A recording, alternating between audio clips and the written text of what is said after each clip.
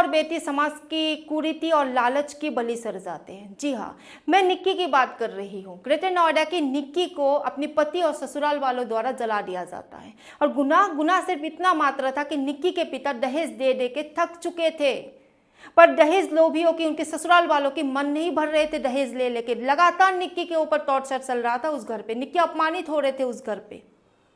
निक्की की शादी 2016 को होते है विपिन के साथ। निक्की और निक्की की बड़ी बहन की शादी एक ही घर में, एक ही परिवार में होते हैं, पर दोनों लड़कियां उस घर में खुश नहीं थे, क्योंकि उनके ससुराल वाले दहेज लोभी थे। बार बार दहेज की डिमांड होते आ रहे थे उस परिवार की तरफ से। और इधर निक्की के पिता बेबस बेसहारा होते हुए बार बार दहेज भरते आ रहे थे विपिन के परिवार के लिए, जैसे विपिन के घर को दहेज से भरा दिया था।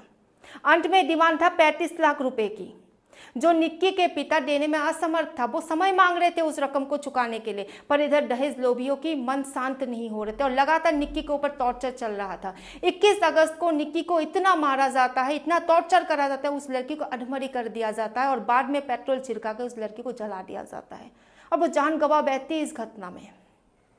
निक्की के इस केस में अगर निक्की के ससुराल वाले अपराधी है, तो मैं इस केस में निक्की के परिवार वालों को भी गुनहगार मानूंगी, क्योंकि अगर दहेज लेने वाला गलत है तो इसमें दहेज देने वाला भी गलत है। जिस शादी की नींव दहेज की बेस पे खड़े हो रहे हैं, तो वो शादी नहीं है, वो एक खुला सौदा है, एक व्यापार है। निक्की बार बार अपनी परिवार को कंप्लेन करते आ रहे थे ससुराल वालों के टॉर्चर के बारे में, पर वो पिता, वो परिवार जैसे बेबस था, समाज के सामने हार चुका था। क्योंकि हमारे भारतीय समाज में जब एक विवाहित लड़की अपने मायके में आके रहने लग जाते, तो इस समाज की ठेकेदार 10 बातें निकालते उस लड़की के लिए, उस लड़की के चरित्र के ऊपर उंगली उठाया जाता है। तो ऐसा शायद निक्की के साथ भी था। निक्की के पिता बार बार दहेज भरते आ रहे थे विपिन के लिए, ताकि वो अपनी लड़की की शादी को बचा पाए, समाज के सामने अपनी इज्जत को बचा पाए। तो आज परिणाम क्या निकला?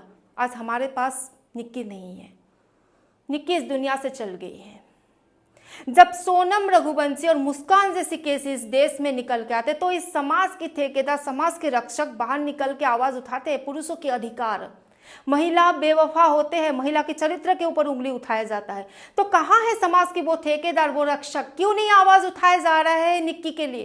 क्यों नहीं बोला जा रहा है कि दहेज इस समाज से, इस देश से बैन होनी चाहिए? क्यों नहीं बैन हो रहा है? इस देश में बड़े बड़े नारे लगाया जाता है, बेटी बचाओ बेटी पढ़ाओ। कौन पिता बेटी को पढ़ाएंगे? दरिंदों के हाथ पे सौंपने के लिए बेटी को पढ़ाया जाएगा?